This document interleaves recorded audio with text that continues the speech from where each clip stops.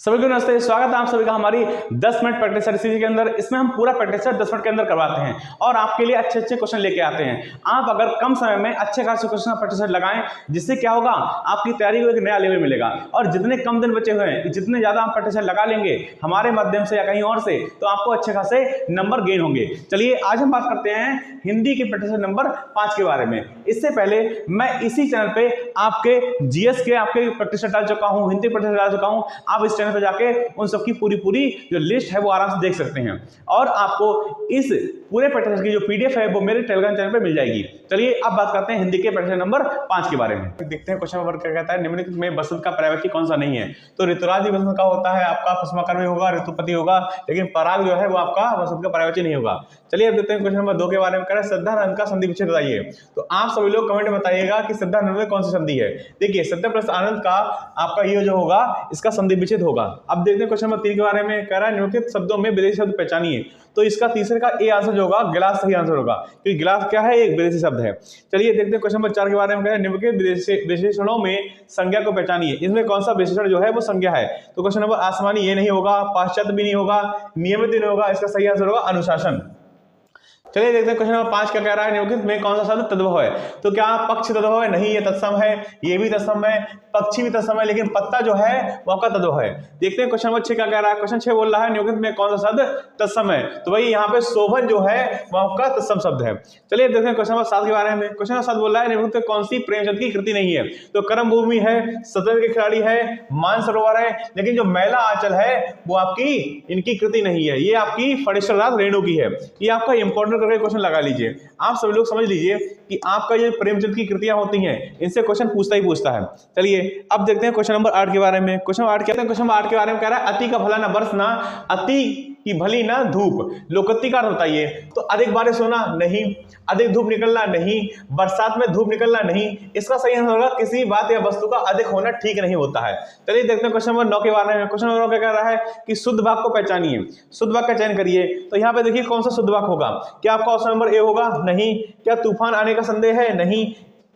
इसके एकमात्र 2 कारण हो सकते हैं? नहीं। इसका ऑप्शन नंबर जो सी होगा वो सही होगा, अनेक निरपराध दंड के भागी हुए।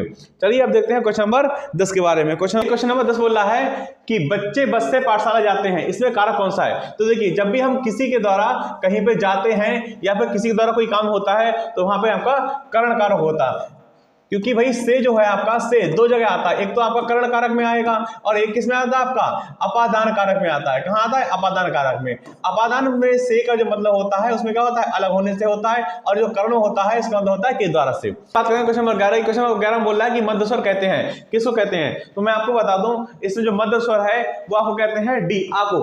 आ क्या होता है आपका? मध्य स्वर।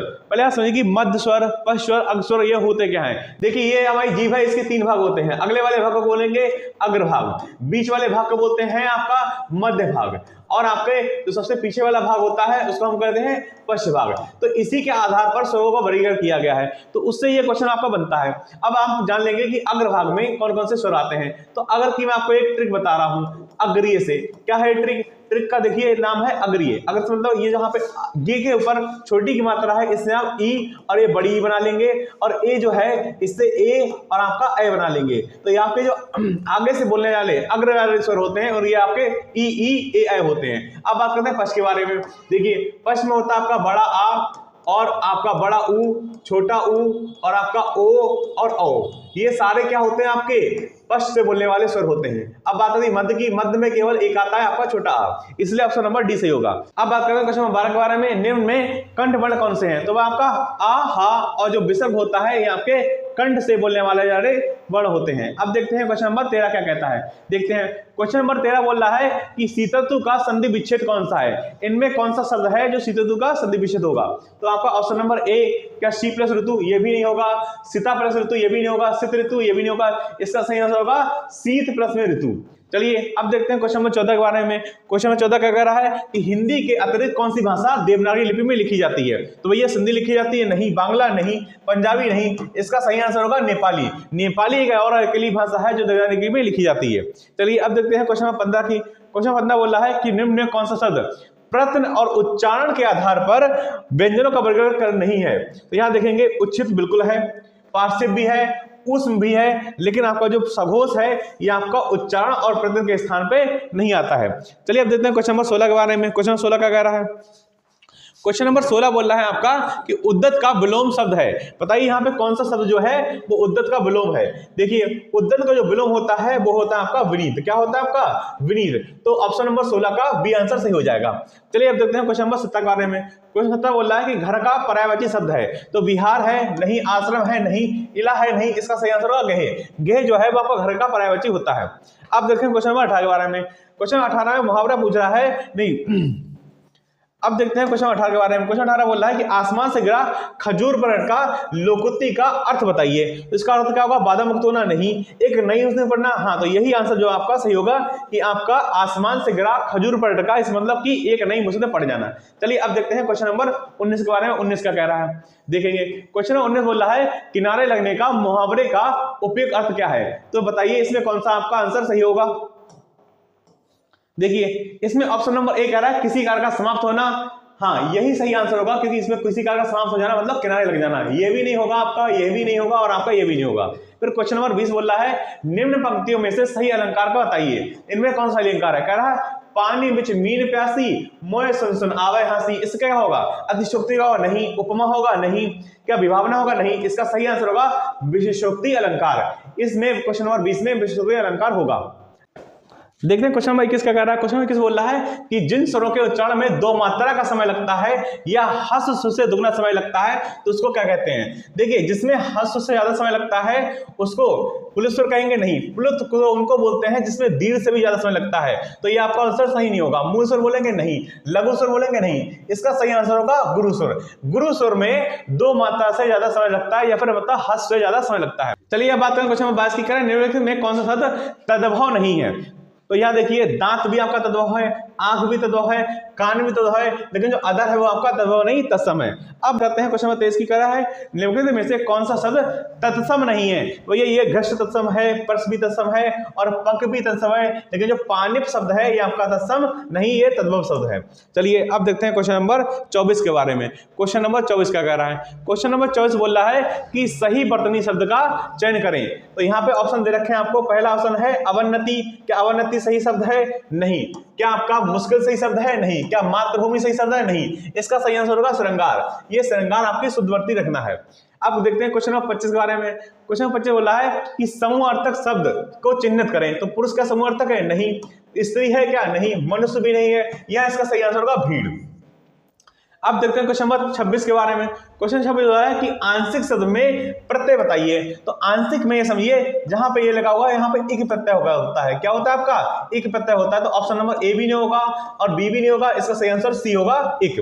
अब देखते हैं क्वेश्चन नंबर 27 के बारे में। क्वेश्चन 27 बोल रहा है कि निम्नलिखित में कौन सी पुस्तक प्रेमचंद द्वारा लिखित नहीं है। देखिए इस प्रैक्टिस सेट में दो आपके प्रेमचंद से क्वेश्चन पूछे गए हैं और आपको अगर लेखक और रचनाओं को अच्छे से तैयार करना है तो प्रेमचंद की सारी कृतियां कर लें। तो भाई प्रेमचंद ने काव्यकल्प भी लिखी है, रंगभूमि लिखी है, प्रेमाशा भी लिखी है, लेकिन जो जय पराजय है वो नहीं लिखी है। देखिए क्वेश्चन नंबर 28 से 30 में आपको एक गद्यांश दे रखा है और गद्यांश को पढ़कर उसके उत्तर देने हैं। मैं आपको बता दूं कि गद्यांश को लगाते वक्त सबसे पहले आप उसके क्वेश्चन को पढ़िए, उसके बाद आप गद्यांश लगाइए। अब जो शीर्षक वाला क्वेश्चन होता है इसका क्वेश्चन करने का सबसे अच्छा तरीका होता है कि पूरे गद्यांश में बार बार जिन चीजों के बारे में बात की गई है उसे लगाइए। तो इसमें प्रकृति के बारे में बात की गई, लेकिन आप देखिए ये ऑप्शन नहीं होगा, सच्चा कवि भी नहीं होगा, प्रकृति सौंदर्य नहीं होगा। इसका सही आंसर होगा बी, कवि और प्रकृति के बारे में इसमें पूरे गद्यांश में बात की गई है। अगला क्वेश्चन 29 कह रहा है कि उपयुक्त गद्यांश के आधार पर बताइए कि प्रकृति के साधारण असाधारण प्रथम प्रकार के रूपों को रखने वाले वर्णन हमें देखने के लिए कहाँ मिलते हैं। तो भैया प्रबंध रचना में नहीं, मुक्त रचना में नहीं, पिछले कवियों में नहीं। इसका सही आंसर होगा डी वाला कि वाल्मीकि, कालिदास, भभूति इत्यादि संस्कृत प्राचीन कवियों में मिलते हैं। चलिए अब देखते हैं क्वेश्चन नंबर 30 के बारे में। देखिए क्वेश्चन नंबर 30 क्या कह रहा है? क्वेश्चन नंबर 30 बोल रहा है उपयुक्त गद्यांश का संक्षेपण कीजिए। मतलब जो गद्यांश दे रखा है उसका बिल्कुल सारांश आप बताइए, इनमें कौन सा ऑप्शन हो सकता है। तो यहाँ पे देखेंगे, अगर आप ध्यान से देखें तो पूरा को आप पूरी स्क्रीन को पॉज करके इसका सही आंसर बताइएगा। देखिए इसका वैसे सही आंसर होगा सी वाला। जिसमें कोई भी पद प्रधान नहीं होता है उसमें आपका कौन सा होता है, बहुब्रीहि समास होता है। कौन सा होता है, बहुब्रीहि समास होता है। अब देखते हैं क्वेश्चन नंबर 32 बारे में। देखिए क्वेश्चन नंबर 32 बोल रहा है कि निम्नलिखित में से कौन सा शब्द पुल्लिंग है। तो क्या आय पुल्लिंग है, नहीं। क्या आपका नहर पुल्लिंग है, नहीं। क्या लहर पुल्लिंग है, नहीं। व्यय पुल्लिंग है इसमें, क्योंकि भाई व्यय किया जाता है, आय आती है, नहर निकलती है, लहर चलती है, ये होता है। चलिए अब देखते हैं क्वेश्चन नंबर 33 के बारे में। क्वेश्चन 33 बोल रहा है निम्नलिखित में से किस वाक्य में भविष्य काल है। तो मैंने एक पेड़ काट लिया, नहीं। मैंने पुस्तक पढ़ने वाला था, नहीं। मैं आपका भाई हूं, नहीं। इसका सही आंसर होगा मैं आपकी प्रतीक्षा करूंगा। चलिए अब देखते हैं क्वेश्चन नंबर 34 के बारे में। देखिए क्वेश्चन नंबर 34 कह रहा है, देखिए क्वेश्चन नंबर 34 बोल रहा है कि प्राणदा के लिए अनेक शब्द है। तो बताइए प्राणदा जो है हम किसको कहते हैं। हम बोलते हैं प्राणदा जीवन देने वाली दवा को। तो प्राणदा किसको कहा जाता है, जीवन देने वाली दवा कहा जाता है। चलिए अब देखते हैं क्वेश्चन 35 के बारे में। क्वेश्चन 35 बोल रहा है कि ग्रह विहीन बेघर किस शब्द के अनेकार्थी हैं। तो भाई ये जो है अगेह के अनेकार्थी हैं।